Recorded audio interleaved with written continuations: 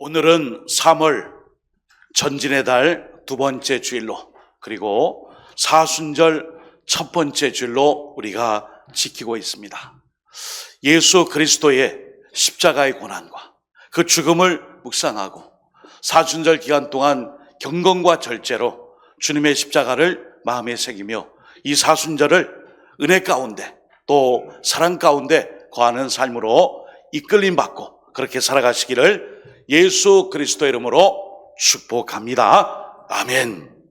예수님의 팔복선언, 예수님의 8가지 복의 선언의 말씀, 오늘 마태복음 5장 1절에서 12절 말씀을 중심으로 함께 은혜의 말씀을 나누도록 하겠습니다. 자, 오늘 우리가 읽은 말씀, 사실은 마태복음 5장, 6장, 7장 전체를 우리는 산상설교, 산상보훈, 산상수훈, 산상교훈 이런 이름으로 우리가 많이 들었어요. 그런데 특별히 AD 4세기 초에 어거스틴으로부터 이 말씀은 예수님이 산에서 하신 설교이기 때문에 산상설교로 우리가 많이 알고 있습니다. 그런데 성경의 학자들은 오늘 이 본문의 말씀, 오늘 5장뿐 아니라 5장, 6장, 7장의 이 말씀을 후대의 길이 가르쳐 남겨야 될 말씀이기 때문에 산상수훈 이렇게 말씀해요. 스크린 한번 볼까요? 산상수훈, 수훈, 다음 세대 또 다음 세대에게 남겨주는 말씀이라. 아주 귀한 복음의 말씀임을 우리가 알 수 있어요. 오늘 이 말씀, 하나님께서 오늘 제자들을 통해 예수님의 입술을 통해 이 복음의 말씀을 전해준 것이 바로 오늘 산상수훈, 특별히 오늘 본문은 8가지의 복을 말씀하신 예수님의 팔복선언의 말씀인 것입니다. 자, 먼저 마태복음 5장 1절에서 2절을 보시면은 예수께서 무리를 보시고 산에 올라가 앉으시니 제자들이 나온지라 입을 열어 가르쳐 이르시되. 여러분, 여기 예수님을 바라보고 많은 무리가 따라오다가 산까지 올라오지 못하고 제자들 작은 무리만이 예수님 곁에 다가왔음을 알 수 있어요. 여러분, 우리가 주님을 따르고 말씀을 따라 살 때 우리는 무리로 살면 안 돼요. 군중으로 살면 안 돼요. 모두가 다 같이 묻어간다고 우르르 몰려가는 것이 아니라 오늘 말씀처럼 산까지 와서 주님 발 앞에서 말씀을 듣는 제자들은 소수예요. 작은 숫자입니다. 엄청나게 많은 사람들이 예수님을 따랐습니다. 근데 목적이 달라요. 왜냐하면 자기들이 원하는 것을 얻기 위해 예수님을 따랐기 때문이죠. 예수님이 이적과 치유와 기적과 기사와 그리고 귀신을 쫓아내며 생명을 살리고 온갖 많은 능력을 행할 때는 구름대같이 몰려들었어요. 그런데 오늘 본문에 보시면 산상수훈의 첫 시작은 아주 작은 무리들, 바로 제자들 몇 사람만이 산 꼭대기까지, 산까지 올라왔어요. 여러분, 여기 산이라고 표현되어 있는데 이스라엘 지형으로 보면은 거의 70m의 언덕밖에 안 되는 작은 고지예요. 여기 온 사람들은 제자들뿐 많은 사람들이 보이지 않습니다. 사랑하는 여러분, 교회에 많은 사역들을 감당하는 일꾼들 많이 있죠. 그러나 그 열심과 최선과 충성을 다하는 사람들은 막 우르르 몰려가면서 이리 갔다 저리 갔다 하는 것이 아니라 주님 곁에서 진중함과 진실함과 열심으로 끝까지 붙어있는 사람은 소수에 불과했어요. 예수님도 12명을 제자로 삼았잖아요. 사랑하는 여러분, 3월 전진의 달, 우리가 주님의 일을 감당하고 새로운 계절 도약하며 행진할 때 많은 군중의 모습, 무리의 모습이 아니라 예수님을 산까지 따르며 그 말씀을 듣고자 했던 제자들처럼 끝까지 주님을 따라 말씀 앞에 설 수 있기를 주님의 이름으로 축원드립니다. 아멘. 자, 그런 가운데 오늘 예수님의 팔복선언이 등장해요. 팔복, 8가지 복이죠. 교회 이름에도 팔복이 있어요. 또 조금 촌스럽지만 성경의 이름을 가지고 지은 팔복이 라는 별명도 있고요. 예. 어찌됐든 우리 한국 사람들은 복을 너무 좋아해요. 이름에도 기복이가 있어요. 복을 기원한다. 복자 참 좋아해요. 그런데 이 팔복은 이런 사람이 복이 있다. 그리고 그 이유는 이러한 복이 있기 때문이다. 이렇게 말씀하고 있어요. 복 있는 사람은 이러이러해서 복이 있고 그 이유 때문에 이 복을 가지고 있다. 이런 구조로 되어 있어요. 근데 우리는 이 본문을 읽을 때 종종 이렇게 생각해요. 아, 이렇게 살면 복을 받는구나. 물론 그것도 맞아요. 그러나 그것이 전부가 아닙니다. 오늘 3절 말씀 처음 보시면은 심령이 가난한 자는 복이 있나니 천국이 그들의 것이며, 이 말씀은 정말 복을 받은 사람은 심령이 가난한 사람이에요. 아니, 나는요 부자인데 물질적으로 풍요하지만 내 심령만큼은 정말 가난하거든요. 전 정말 풍족하고 부유하지만 이 말씀을 따라 제 마음만큼은 정말 거짓입니다. 가난합니다. 아무것도 없습니다. 그런 의미일까요? 가난하게 하면 복을 받는다라는 말씀이 아니에요. 심령이 가난해지는 조건을 완벽하게 갖춘 사람은 없습니다. 성경에서 말하는 이 심령의 가난함은 모든 것이 하나님의 은혜로만 채워지는 것입니다. 여러분, 구원이나 은총이나 대속의 사랑이나 이 모든 것을 너 자격 있어? 갖췄어? 이런 걸 구비해서 우리 주님이 묻지 않았어요. 은혜로 값없이 사랑으로 우리에게 주어진 것이에요.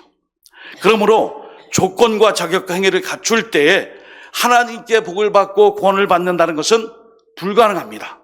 그래서 오늘 이 팔복선언을 읽고 묵상하고 적용할 실천할 때 하나님, 나 이렇게 살았으니까 복 주세요, 이거 아니에요. 내가 이러이러하게 살았으니 제가 복을 받게 될 줄 믿습니다, 이거 아닙니다. 은혜로만, 은총으로만, 구원의 사랑으로만, 내 의지와는 상관없이 하나님의 대속의 사랑으로 내가 복을 받게 되었습니다. 또 복을 받은 사람이 이런 사람임을 천명하여 가르쳐주는 책이 바로 팔복선언이에요. 그러므로 예수님을 전혀 알지 못하는데 갑자기 심령이 가난해져서 복을 받음으로 천국 백성이 되는 것이 아니에요. 원래 성도, 천국 백성, 예수님의 제자들은 복 있는 사람인 거예요. 그리고 복을 받은 사람이에요. 그래서 오늘 본문의 말씀이 그 특징이 바로 심령이 가난한 사람, 심령이 가난한 사람이 바로 복을 받은 사람이라 이렇게 말씀해 주는 거예요. 사랑하는 여러분, 그들에게 하나님의 나라가 임한다는 것은 하나님의 통치를 받는 것입니다.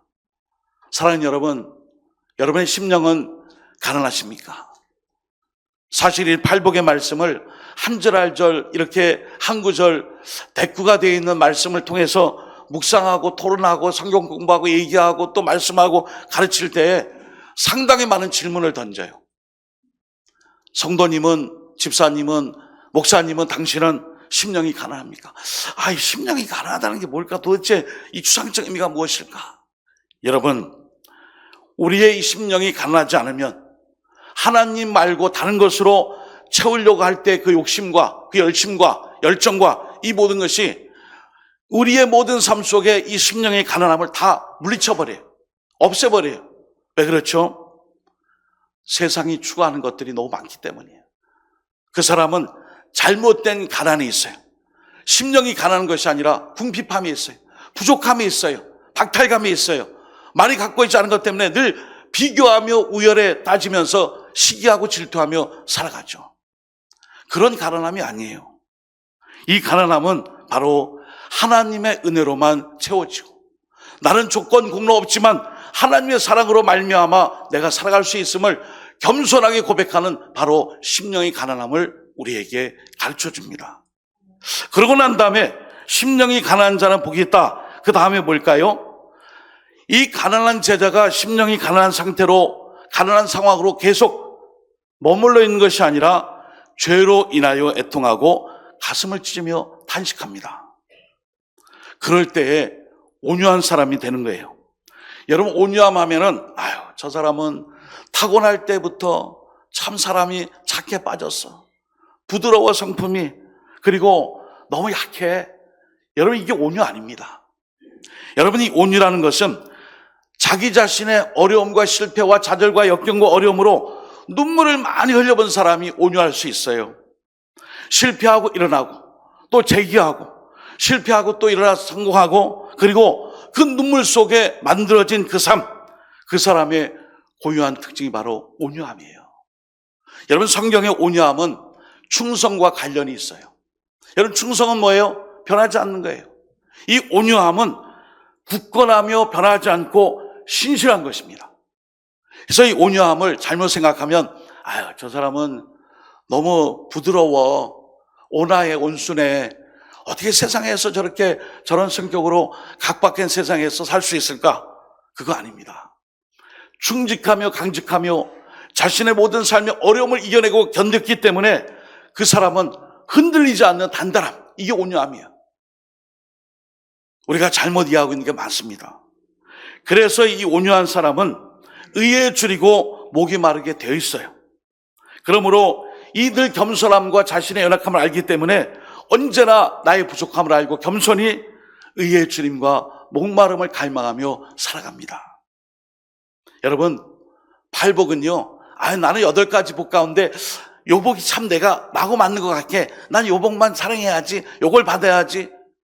그럴 수도 있지만 이 팔복은 어느 한 단계를 지나 또 다른 단계로 점층적으로 성장하여 이 8가지 모든 복이 한 줄기 안에, 그 지체 안에 함께함을 가르쳐줘요. 심령이 가난해졌다가 어느 순간 갑자기 박해를 받는 대로 확 넘어가서 10절로 후반절로 확 넘어가는 것이 아니라 가난함과 애통함과 온유함을 거쳐 의에 줄이고 목마름으로 향한 그 열심으로 성장해 나가는 것입니다. 그래서 여러분, 팔복은 조각조각 하나씩 떼어 생각하는 것이 아니라 모든 복이 팔복은 연결되어 있어요. 전체 8개 중에 앞에 4개, 3절에서 6절, 그리고 7절에서 11절 이렇게 구분해 볼 수 있습니다. 앞에 4개는 예수님의 제자가 하나님과의 관계에서 맺는 특징을 갖고 있고요. 뒤에 4개는 8가지 복 중에 4개 후반부의 복은 사람과의 관계성에서 있음을 말씀해 줘요. 복 있는 사람 일에 대해서 하나님 안에서, 또 후반부에서는 복 있는 사람이 받게 될 수 있는 사람들과의 관계성과 아주 밀접한 연결이 되어 있습니다. 한 번 더 확인해 볼까요? 첫 번째 복인 심령이 가난한 자 3절과 5번째 복인 다른 사람을 긍휼히 여기는 자, 이게 연결되어 있어요.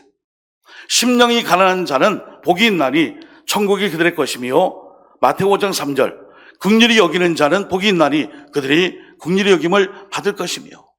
여러분, 자신의 심령이 가난함을 본 사람들은, 자신의 이 어려움과 연약함을 아는 사람들은 다른 사람을 긍휼히 여길 줄 압니다. 불쌍히 여기는 대로 나아가는 거예요. 그런 말이 있잖아요. 고생하지 않고 가난을 겪어보지 못하고 대접받은 대로 자기가 풍족한 대로 살고 어려운 일들을 겪지 않고 어떻게 상대방 타인의 어려움과 그런 고난에 대해 공감할 수 있을까요? 오늘 이 시대의 현대 그리스도인들이 공감의 능력이 많이 딸려요. 그래서 당신의 아픔과 나의 아픔은 별개다.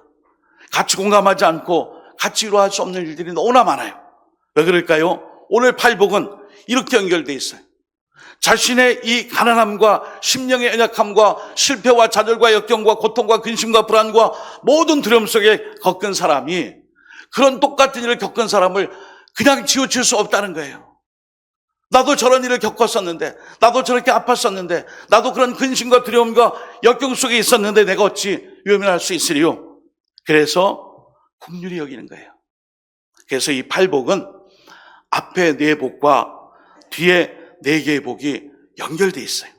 두 번째, 마태복음 5장 4절에 애통하는 자는 6번째 복인 마태복음 5장 8절에 마음이 청결한 자와 이어져요. 여러분, 애통하는 자, 뭐 때문에 애통하죠? 내가 죄인이구나. 내가 죄인인데 나의 이 죄를 주님이 다 용서하시고 나의 허물을 다 가려주시고 나를 사랑해 주셨구나. 바로 이런 자복과 통회와 애통하는 마음이에요. 단지 그냥 슬퍼서 슬프다 이런 눈물이 아니라 그런 애통하는 자, 바로 그 사람이 애통하고 눈물을 흘리고 죄를 자복하고 통회하니까 마음이 청결해지는 거예요. 여러분, 예배 때마다 우리가 참회 기도 드립니다.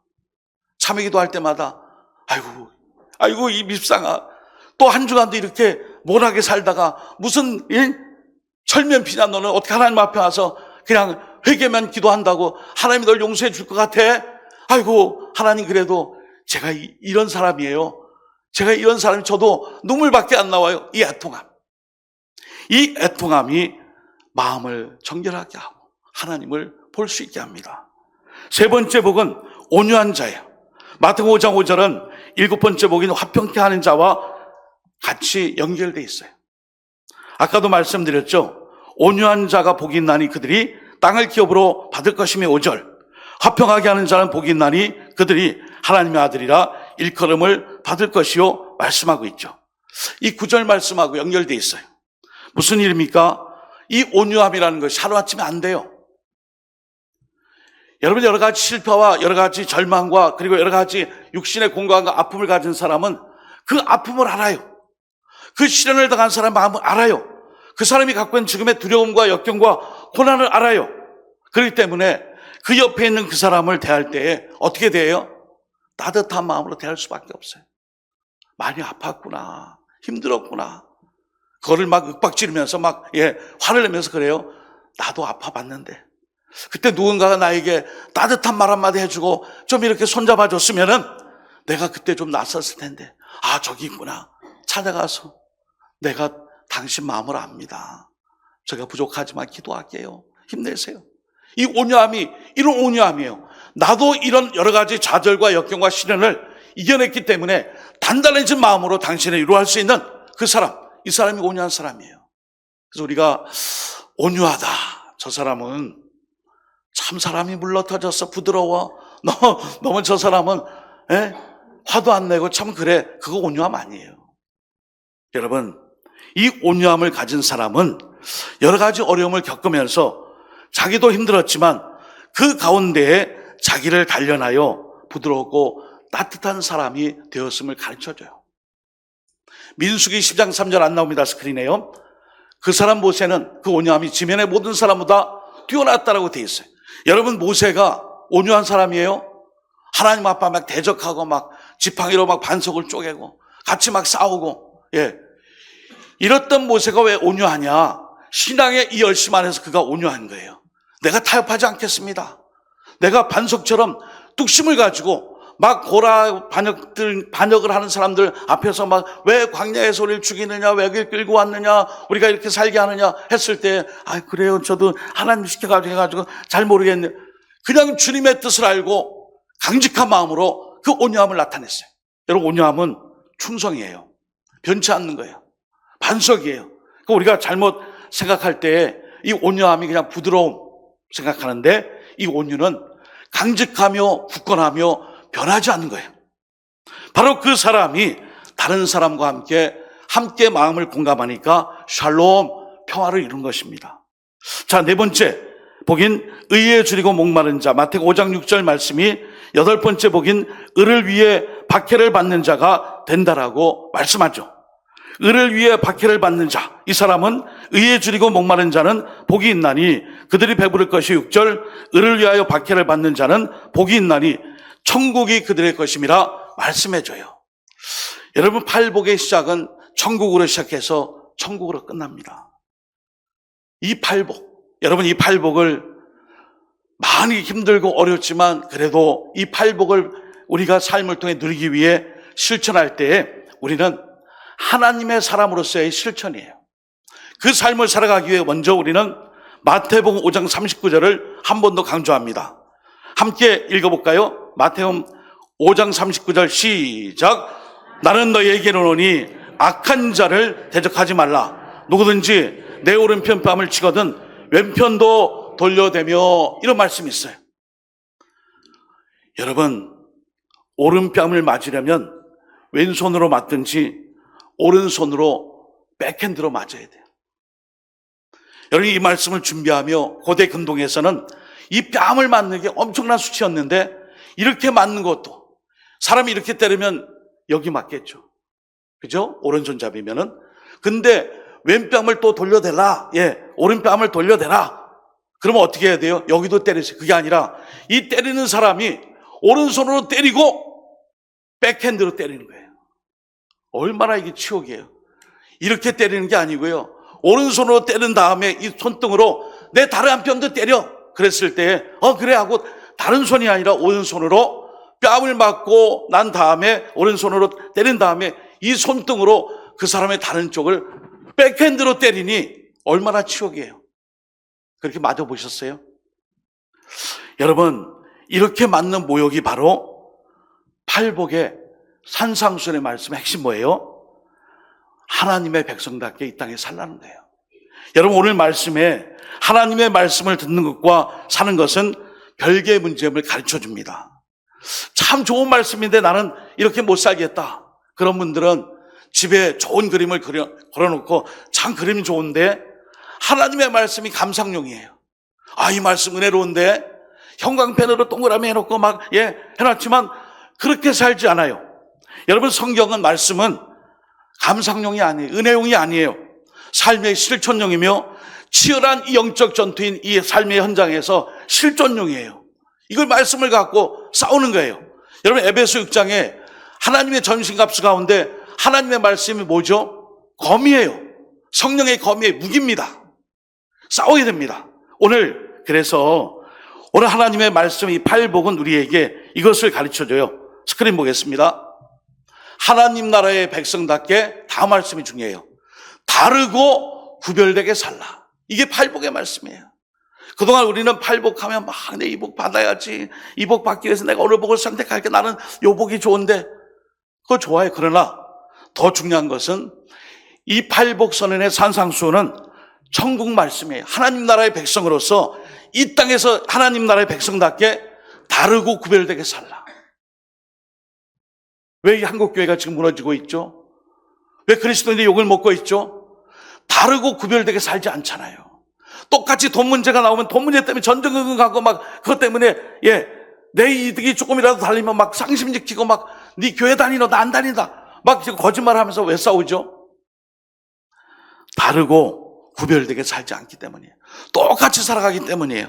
그래서 오늘 이 팔복은 바로 천국 하나님 나라를 이 복을 받은 백성이면 이 복을 받을 것인데 이렇게 살라는 것을 가르쳐주는 팔복의 원리가 이 말씀이에요.